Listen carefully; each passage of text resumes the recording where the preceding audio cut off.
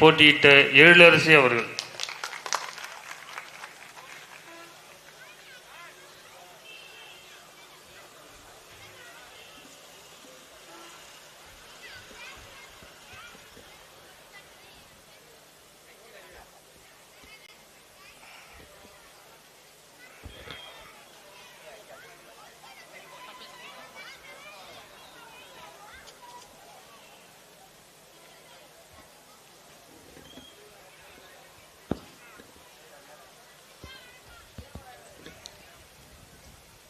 கூடியிருக்கும் அன்பு உறவுகள்,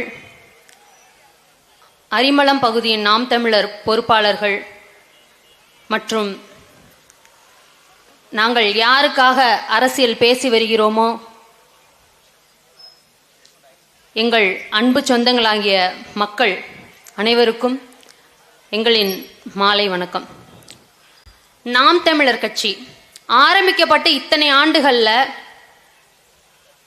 அடக்குமுறைகள், கேலி கிண்டல்கள், இதற்கெல்லாம் ஒரு கட்சி ஆட்பட்டிருக்கு அப்படின்னா அது நாம் தமிழர் கட்சி தவிர வேற எந்த கட்சியும் இல்லை. ஏன்னா நல்ல பழுத்த நல்ல மாங்காய் தான் கல்லடிப்படும். நல்ல கொள்கை உள்ள கட்சிக்கு தான் அடக்குமுறைகள் வரும். உங்கள் கட்சியில் நிறுத்துவதற்கு ஆட்கள் இருக்கிறாங்களா? பணம் இல்லாமல் நீங்கள் தேர்தலை சந்திக்க முடியுமா? அப்படிங்கிற இத்தனை கேள்விகளுக்கும் நடுவிலே நாம் தமிழர் கட்சி என்பது மற்றும் ஒரு அரசியல் கட்சி அல்ல, அது ஒரு அரசியல் புரட்சி என்று சொல்லி இத்தனை ஆண்டுகாலம் தேர்தலை சந்தித்து வருகிறோம். அப்படி சென்ற நாடாளுமன்ற தேர்தலில் மக்களாகிய உங்களை பணமின்றி சந்தித்ததற்கு இந்த திருமயம் தொகுதியில் மக்களாகிய நீங்கள் 23,600 வாக்குகள் செலுத்தியிருக்கிறீர்கள். அதற்கு நாம் தமிழர் கட்சி சார்பாக எங்களுக்கு மனமார்ந்த நன்றிகள். உங்களை நம்பி தான் களத்தில் நின்னோம். நீங்கள் எங்களை நம்பி வாக்கு செலுத்தியிருக்கீங்க. ஒருங்கிணைந்த புதுக்கோட்டை மாவட்டத்தில் 2வது இடம் இந்த திருமயம் தொகுதி மற்றும் தமிழ்நாட்டிலேயே நாம் தமிழர் கட்சி அதிக வாக்கு வாங்கினது சிவகங்கை மாவட்டத்தில். அதில் இந்த திருமயம் தொகுதியும் ஒரு பங்கு இருக்கு உங்களுக்கும். இப்போ நாம் தமிழர் கட்சி ஏன் வெல்ல வேண்டும் அப்படின்னு தலைப்பு, அருமையான தலைப்பு. 1ஆ 2ஆ எத்தனை காரணத்தை சொல்றது?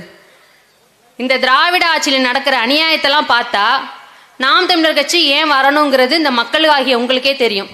நான் பொம்பளை பிள்ளையா இருக்கிறதுனால பெண்கள் எங்கள் இதுலேருந்தே ஆரம்பிக்கிறேன். பெண்களுக்கு இந்த நாட்டில் பாதுகாப்பு இருக்கா? பெண்கள் தனியாக ஒரு இடத்திற்கு சென்று வர முடியுதா? நாள்தோறும் நடக்குது பெண்களுக்கு எதிரான வன்புணர்வுகள், பலாத்காரங்கள், கற்பழிப்பு எல்லாம் நடக்குது.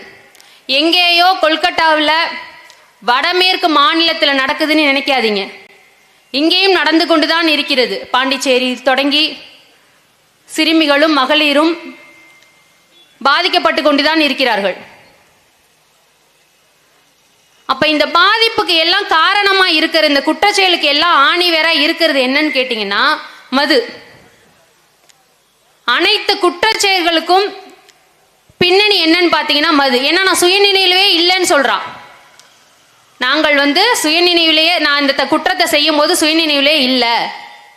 இப்ப கூட சமீபத்தில் தஞ்சாவூர்ல ஒரத்தநாடு பகுதியில் ஒரு பெண்ணை 4 பேர் சேர்ந்து வன்முறை செஞ்சிருக்காங்க. அதே மாதிரி பூதலூர்ல லிப்ட் கேட்ட பொண்ணை இந்த மாதிரி வன்முறை செஞ்சிருக்காங்க. இதற்கு பின்னாடி அவர்கள் கூறுகிற காரணம் மது, நான் சுயநிலைவில் இல்லைங்கிறது. அப்ப அந்த மது ஆலைகளை யாரு நடத்துறா? அரசாங்கம் நடத்துது. பேர் வச்சிருக்கான் பாருங்க, பேரு கற்பு அழிப்பா. யாரு கற்பை யாரு அழிக்கிறது? ஒழுக்கம் தவறி ஒரு பெண்ணை எவன் தொடுகிறானோ அவனுக்கு தான் கற்பு அழிஞ்சு போனதே தவிர அந்த பெண்ணிற்கு அல்ல. இதை நீங்க புரிஞ்சுக்கணும். இப்போ ஒரு குற்றம் நடந்தது அப்படின்னா குற்றவாளியை தான் நம்ம குற்றம் சுமத்தணும். ஆனா பெண்களுக்கு எதிராக என்ற குற்றங்கள் நடந்தாலும் விக்டிமா தான் நீங்க கேள்வி கேட்குறீங்க. அந்த விக்டிம் பாதிக்கப்பட்டவர்களும் கேள்வி, இந்த பொண்ணு ஏன் இத்தனை மணிக்கு வெளில போகுது? மத்தியான நேரத்தில் இதுக்கு என்ன வெளியில வேலை? அப்போ ஒரு சமூக கட்டமைப்பை ஒழுங்கா வைத்துக் கொள்ள முடியாத அரசு பாதிக்கப்பட்ட பெண்களே கேள்வி கேட்குது. இதுல நீ எங்க பெண்ணியத்தை இது பண்றீங்க? சமூக நீதி எங்க இருந்து வருது? இதுல பெரிய வேற கொண்டாடுறீங்க, பெண்ணியம் பேசுறீங்க. சகோதரி சொன்னாங்க, மாதம் மாதம் வந்து 1000 ரூபாய் வந்து கொடுக்குறாங்க அப்படின்னு சொல்லி. ஒரு நாளைக்கு 33 ரூபாய் அந்த கணக்கு வருது. அதற்கு மேல தொகையை மது இதுக்கு நம்ம வீட்டு ஆண்கள் கொடுக்குறாங்கன்ட்டு. சகோதரி, அது என்னன்னா ஒன்றும் இல்லை, போட்டு எடுக்கிறது, 5 போட்டு 100 எடுக்கிறது. அதுதான் இந்த அரசாங்கம் செஞ்சிட்டு இருக்கு. இலவச பேருந்து கொடுக்குறாங்க. நானும் காலையில் பேருந்தில் தான் வந்தேன். தனியார் பேருந்துலாம் வந்து படியில் தொங்கிக்கிட்டு தான் வரோம். அந்த 7 to 9 பார்த்தீங்கன்னா அந்த இலவச பேருந்து இருக்காது, காணா போயிடும். மத்தியான நேரத்தில் காற்று வாங்கிட்டு போவோம். காலையில் பெண்கள் அலுவலகத்துக்கு போகிறாங்க, கல்லூரிக்கு போகிறாங்க, பள்ளிக்கு போகிறாங்க. அந்த நேரத்தில் அந்த பேருந்துகள் இருக்காது. கேட்டால் ஆட்கள் இல்லாததுனால நாங்கள் வந்து வண்டிகள் வந்து குறைச்சிட்டோம் அப்படின்னு சொல்கிறாங்க. எல்லாம் தனியார் பேருந்தில் தான் போயிட்டு இருக்காங்க. இதில் பெருமை வேற உங்களுக்கு. குழந்தைகளின் கையில் மிக எளிதாக வந்து மது பொருட்களும் போதை பொருட்களும் கிடைக்குது. இந்த நிலை மாறணும் அப்படின்னா நாம் தமிழர் ஆட்சி வரணும். இங்கே உள்ள சுத்து வட்டாரத்தில் இருக்கவங்க எல்லாருமே விவசாயிகளாக தான் இருப்பீங்க. விவசாய பெருங்குடி மக்கள் தான். உங்கள் வீட்டு ஆடு மாடெல்லாம் காணாமல் போகாமல் இருக்கணும்னா நீங்கள் நாம் தமிழர் கட்சிக்கு தான் வாக்கு செலுத்தணும். ஒன்றும் இல்லை, நீங்கள் பார்த்துருப்பீங்கன்னா இப்போ ஒரு வீடியோ பார்த்துருப்பீங்க. ஃபார்ச்சுனர் காரு அதில் திமுக கொடி கட்டியிருக்கு. வந்து சந்தில் நிறுத்தி ஆட்டை திருடி உள்ளே போட்டுட்டு போயிட்டு இருக்காங்க. ஏண்டா, திருநது தான் திருநீங்க, மண்டையில் உள்ள கொண்டையை மறைக்க வேண்டியதானே? அந்த அளவுக்கு கூடயா அறிவில்லை? அந்த அளவுக்கு கூடயா அறிவில்லைன்னு அந்த ஃபார்ச்சுனர் கம்பெனிக்கார தடையே விதிக்க போகிறான். ஐயோ, தமிழ்நாட்டுக்கு நாங்கள் இனிமேல் காரே நாங்கள் விற்பனை செய்ய மாட்டோம், எங்கள் மானம் போச்சு அப்படின்னு. அந்த அளவுக்கு நீங்கள் துணிஞ்சு திருடுறீங்க. இந்த நிலையெல்லாம் மாறணும் அப்படின்னா நாம் தமிழர் கட்சி ஆட்சிக்கு வரணும். நீங்க இன்னைக்கு தேதிக்கு யோசிங்க. தமிழ்நாட்டில் இருக்கிற தலைவர்களில் எந்த தலைவர்கள் நல்ல வாழ்வியல், பல்லுயிர் பெருக்கம், இதெல்லாம் சூழலியல், இதை பற்றியெல்லாம் யாராவது இவங்களுக்கு என்னன்னு கேட்டால் தெரியாது. ஐயா ஸ்டாலின் அவர்களை கேட்டால் தெரியாது. அவருக்கு என்னென்ன இந்த டேர்ம்னா என்னென்ன, சூழலியல்னா என்ன, பல்லுயிர் பெருக்கம்னா என்னென்ன தெரியவே தெரியாது.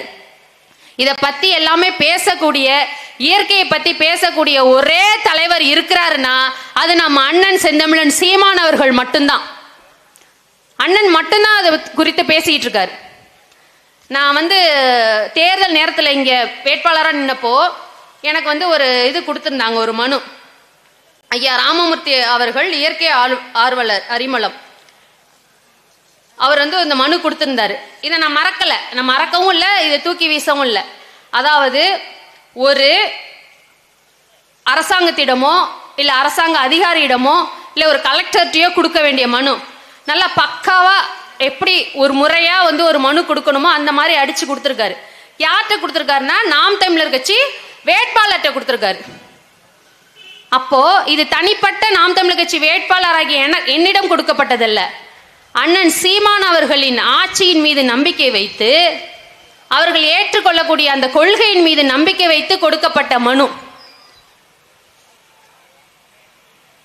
இதற்காகத்தான் சொல்கிறோம் நாம் தமிழர் கட்சி ஆட்சிக்கு வரணும்னு. இந்த தைலமர காடு வந்து இருந்த மன்னர் காலத்தில் வந்து பராமரிக்கப்பட்ட அந்த இயற்கை காடுகளை அழித்து அங்க உள்ள உயிர்கள் எல்லாத்தையும் அழித்து தான் இது உருவாக்கப்பட்டது. அப்புறம் எப்படி அந்த இடத்துல பல்லுயிர் பெருக்கம் இருக்கும்? அதாவது வந்து தைலம் இப்ப வேணும் நம்மளுக்கு அப்படின்னா அதற்கு இயற்கையான மூலிகைகள் நிறைய இருக்கு. ஆடாதோட, நொச்சி, தூதுவலை, முசுமஸ்க அப்படின்னு நிறைய இருக்கு. நம்ம மண் சார்ந்த இலை செடிகள் வந்து நிறைய இருக்கு. அந்த இதுலேருந்து தான் நம்மளுக்கு எடுத்து உங்களுக்கு இலவசமா வீட்டுக்கு வீட்டு தைலம் கொடுத்துட்டு இருக்காங்களா? இல்லை உங்களுக்கு இலவசமா வீட்டுக்கு வீட்டு நோட்டு புத்தகம் கொடுத்துட்டு இருக்காங்களா யாராச்சும்? அப்புறம் அதை தடுப்பதற்கு உங்களுக்கு ஏன் வந்து உங்களுக்கு அது தோணலை? எந்த அதிகார திமிரில் அவருங்க செஞ்சுக்கிட்டு இருக்காங்களோ அதை மாற்றணும்னு உங்களுக்கு ஏன் தோணலை? இதெல்லாம் மாறி வரணும்னா அவசியம் நாம் தமிழர் கட்சி ஆட்சிக்கு வரணும். நீங்க கூட்டணியில் இருக்கீங்களான்னு கேட்குறாங்க. கூட்டமா சேர்ந்த எலி வந்து குழி பறிக்காது.